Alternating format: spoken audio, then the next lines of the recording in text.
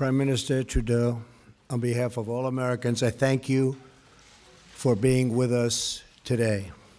It is my honor to host such a great friend, neighbor, and ally at the White House, a very special place. This year, Canada celebrates the 150th year of Confederation.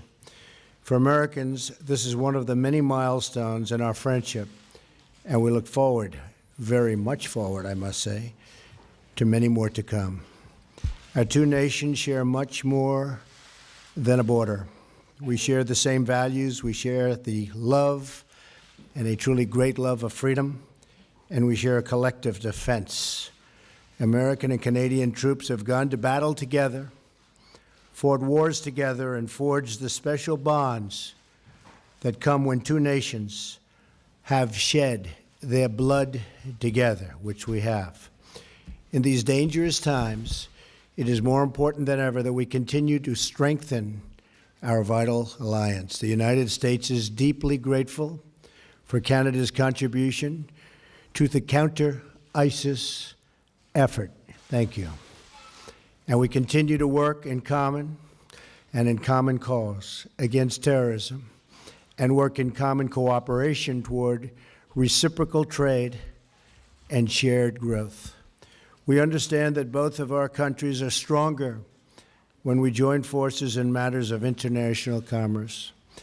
Having more jobs and trade right here in North America is better for both the United States and is also much better for Canada.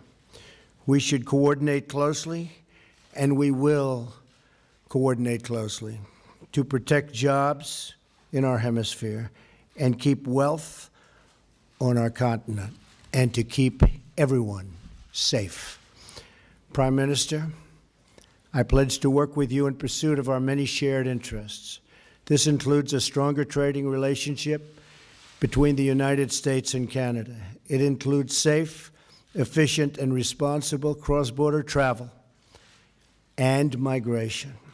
And it includes close partnership on domestic and international security. America is deeply fortunate to have a neighbor like Canada. We have before us the opportunity to build even more bridges and bridges of cooperation and bridges of commerce. Both of us are committed to bringing greater prosperity and opportunity to our people. We just had a very productive meeting with women business leaders from the United States and Canada, where we discussed how to secure everything that we know the full power of women can do better than anybody else. We know that. I just want to say, Mr. Prime Minister, that I'm focused and you're focused on the important role women play in our economies.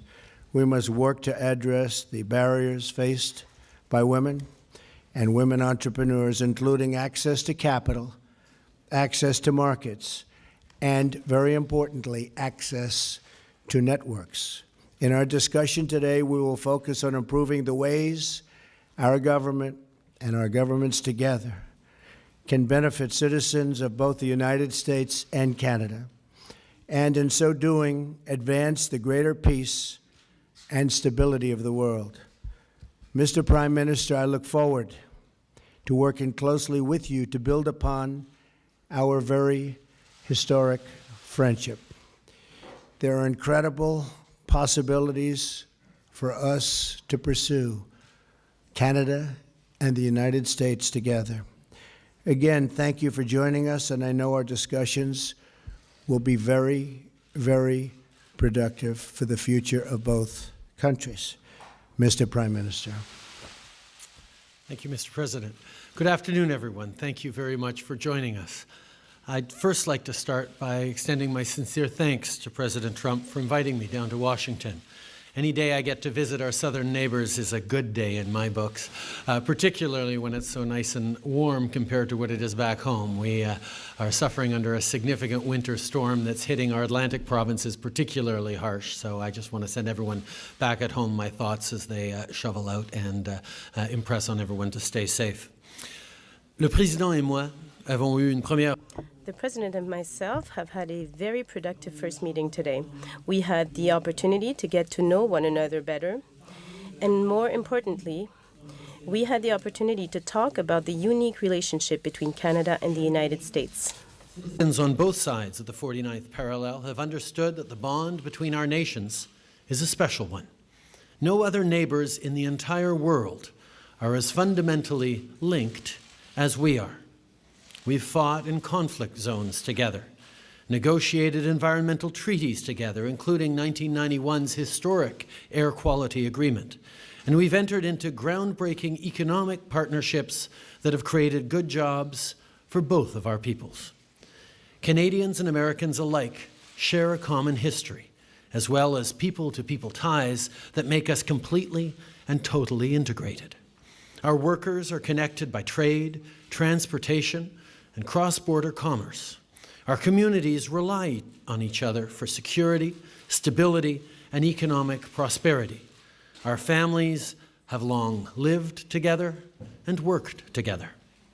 We know that more often than not, our victories are shared. And just as we celebrate together, so too do we suffer loss and heartbreak together. Through it all, the foundational pillar on which our relationship is built is one of mutual respect. And that's a good thing, because as we know, relationships between neighbors are pretty complex, and we won't always agree on everything.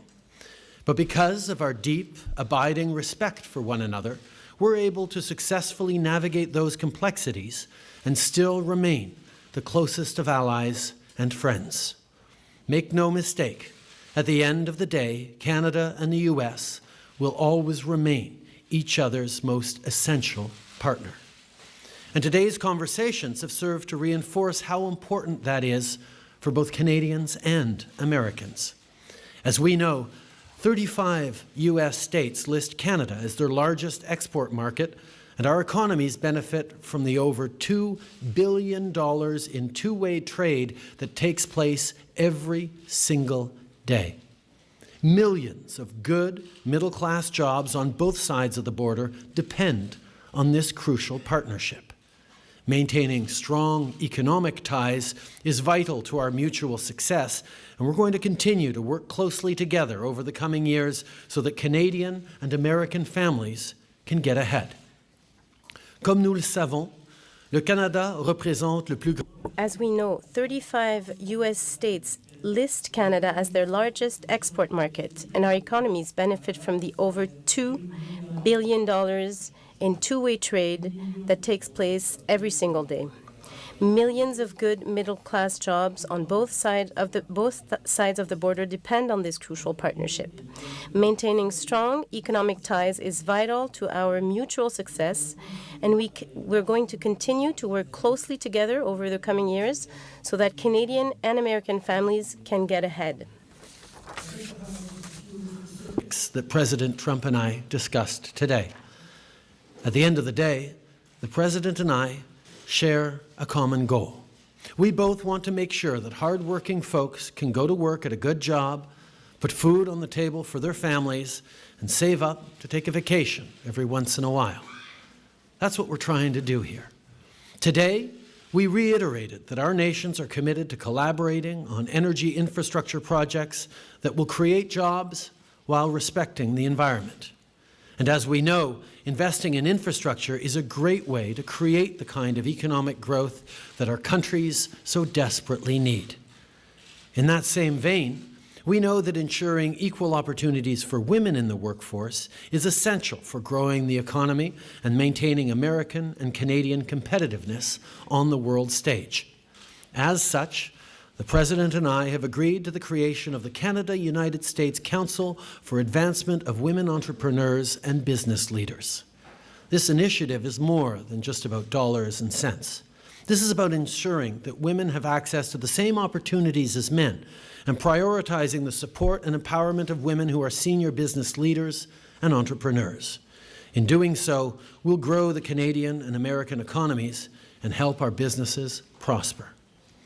Et finalement, le président Trump et moi. Finally, President Trump and myself have agreed to work together to fight against the traffic of opioids across our border.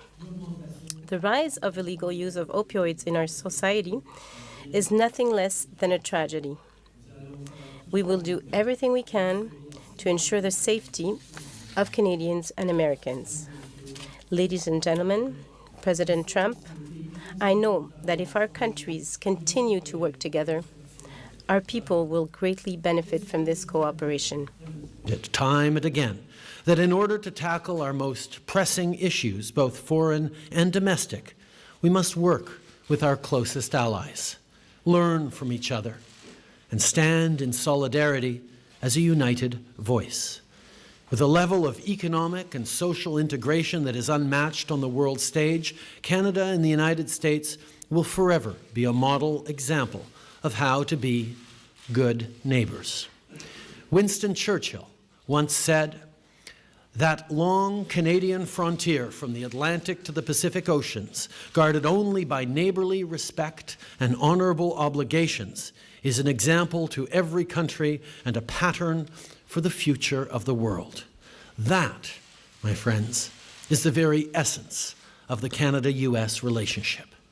I look forward to working with President Trump over the coming years to nurture and build upon this historic partnership. Once again, it's a tremendous pleasure to be here in Washington. Merci beaucoup. Thank you very much. Okay, we'll take a couple of questions. Scott Thuman. Scott. Thank you, Mr. President. Thank you. You just spoke about the desire to build bridges, although there are some notable and philosophical differences between yourself and Prime Minister Trudeau.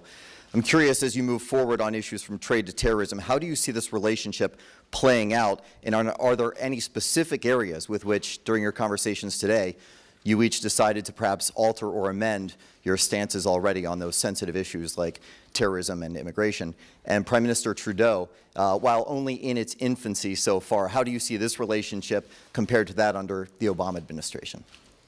Well, we just began discussions. We are going to have a great relationship with Canada, maybe as good or better, hopefully, than ever before.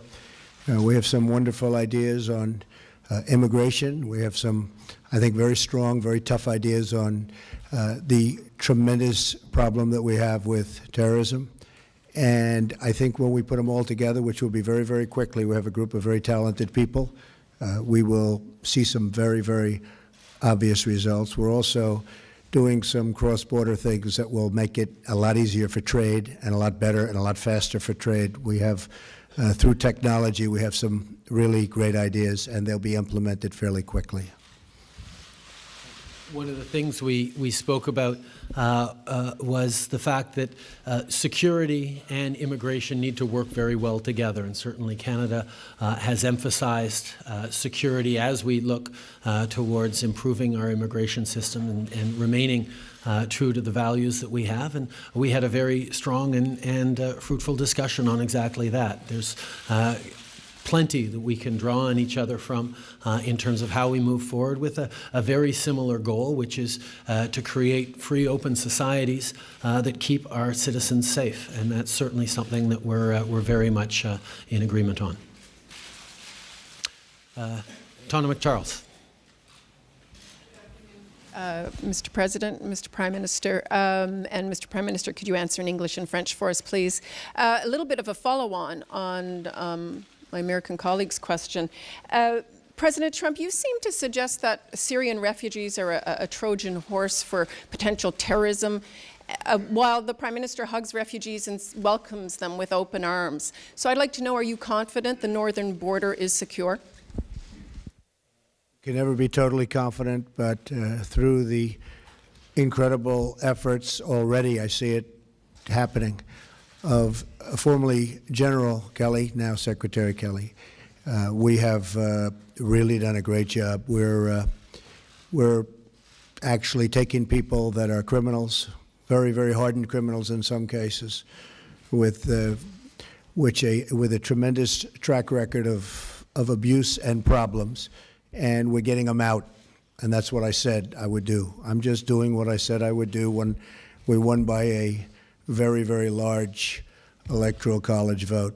And I knew that was going to happen. I knew this is what people were wanting. That wasn't the only reason. That wasn't my only thing that we did so well on, but that was something that was very important. And I said, we will get the criminals out, the drug lords, the gang members. We're getting them out.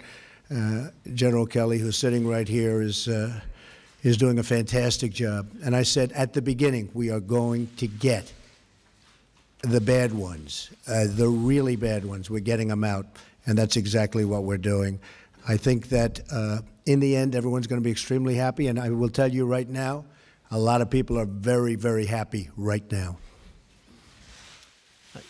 Canada has always understood that keeping Canadians safe is one of the fundamental responsibilities of any government, and that's certainly something that we're very much focused on.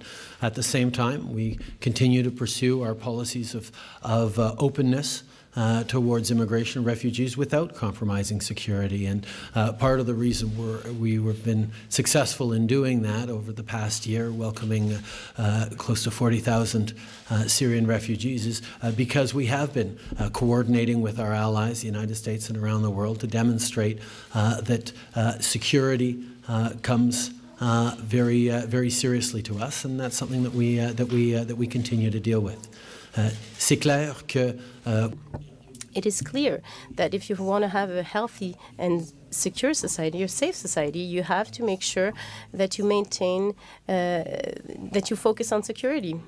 And we have welcomed refugees from Syria.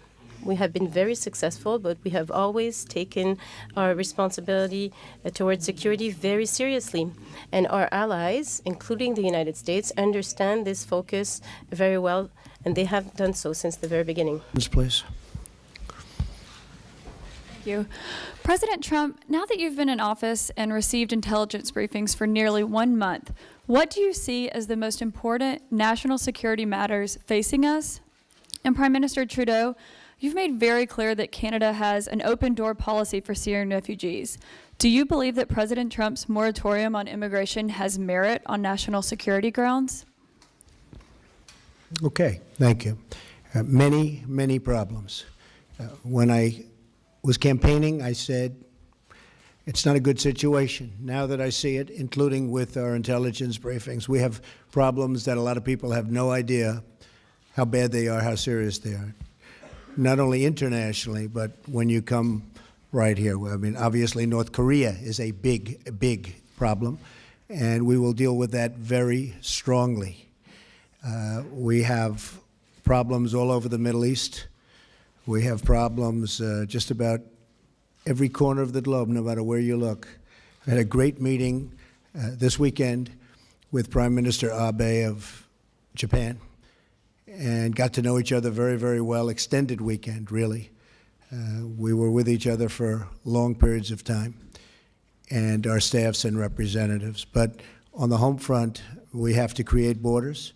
We have to let people that can love our country in, and I want to do that. We want to have a big, beautiful, open door, and we want people to come in and come in our country.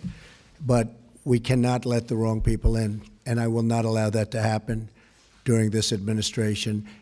And people, the citizens of our country, want that, and that's their attitude too, I will tell you. We are getting such praise for our stance, and it's a stance of common sense. Maybe a certain toughness, but it's really more than toughness. It's a stance of common sense, and we are going to pursue it vigorously. And we don't want to have our country have the kinds of problems that you're witnessing taking place, not only here, but all over the world. We won't stand for it. We won't put up with it. We're just not going to let it happen. We're going to give ourselves every bit of chance so that things go well for the United States, and they will go well. Thank you. Canada and the United States have been neighbors a long time, and Canadians and Americans have stood together, worked together at home and around the world. We fought and died together in battlefields in World War I and World War II, in Korea, in Afghanistan. But there have been times where we have differed in our approaches. and that's always been done firmly and respectfully. The last thing Canadians expect is for me to come down and lecture another country on how they choose to govern themselves. My role and our responsibility is to continue to govern in such a way that reflects Canadians' approach and be a positive example in the world. Okay. Richard Latendresse. Richard Latendresse. Thank you, Mr. Prime Minister. Well, ask my question in French first, and then for you, I'll ask it again in English. Monsieur le Premier ministre, Mr. Prime Minister, I heard you correctly. You said that Canadian businesses, Canadian workers are concerned for their businesses and for their work and jobs concerning the renegotiation of NAFTA. So what guarantees did you get from this government that we will keep our jobs and our businesses in the renegotiation of NAFTA? Mr. President. again, during the last 3 months, you have denounced NAFTA. You have talked over and over about the Mexican portion of the agreement, very little about the Canadian one. My questions in two short part is Canada a fair trader? And when you talk about changes to NAFTA concerning Canada, are you talking about big changes or small changes? Thank you. D'abord, Richard, merci. First of all, Richard, thank you for your question. It is a real concern for many Canadians because we know that our economy is very dependent on our bonds, our relationship with the United States. Goods and services do cross the border each way every single day, and this means a lot of millions of jobs for Canadians and good jobs for Canadians. So we are always focusing on these jobs, but there are also good jobs, millions of jobs in the United States that depend on those relationships between our two countries. So when we sit down, as we did today, and as our teams will be doing in the weeks and months to come, we will be talking about how we can continue to create good jobs for our citizens on both sides of the border. And during this exercise, we continue to understand that we have to allow this free flow of goods and services, and we have to be aware of the integration of our economies, which is extremely positive for both our countries. And this is the focus that we will have in the coming weeks and months to come. Aware of the fact that much of our economy depends on good working relationships with the United States, good integration with the American economy. And the fact is, millions of good jobs on both sides of the border depend on the smooth and easy flow of goods and services and people back and forth across our border. And both President Trump and I got elected on commitments to support the middle class, to work hard for people who need a real shot at success. And we know that by working together, by ensuring the continued effective integration of our two economies, we are going to be creating greater opportunities for middle-class Canadians and Americans now and well into the future. I agree with that 100%. We have a very outstanding trade relationship with Canada. We'll be tweaking it. We'll be doing certain things that are going to benefit both of our countries. It's a much less severe situation than what's taken place on the southern border. On the southern border, for many, many years, the transaction was not fair to the United States. It was an extremely unfair transaction. We're going to work with Mexico. We're going to make it a fair deal for both parties. I think that we're going to get along very well with Mexico. They understand and we understand. You probably have noticed that Ford is making billions of dollars of new investments in this country. You saw Intel the other day announce that because of what I've been doing and what I'm doing in terms of regulation, lowering taxes, et cetera, they're coming in with billions and billions of dollars of investment and thousands of jobs. General Motors, likewise, is expanding plants and going to build new plants. Fiat Chrysler was at a meeting where they're doing the same. Jack Ma, we have so many people that want to come into the United States. It's actually very exciting. I think it's going to be a very exciting period of time for the United States and for the workers of the United States, because they have been truly the forgotten man and forgotten women. It's not going to be forgotten anymore, believe me. So our relationship with Canada is outstanding, and we're going to work together to make it even better. And as far as the southern border is concerned, we're going to get that worked out. We're going to make it fair, but we are going to make it so that everybody is happy. It's very important to me. Thank you. Thank you very much. Thank you, ladies and gentlemen. Thank you very much.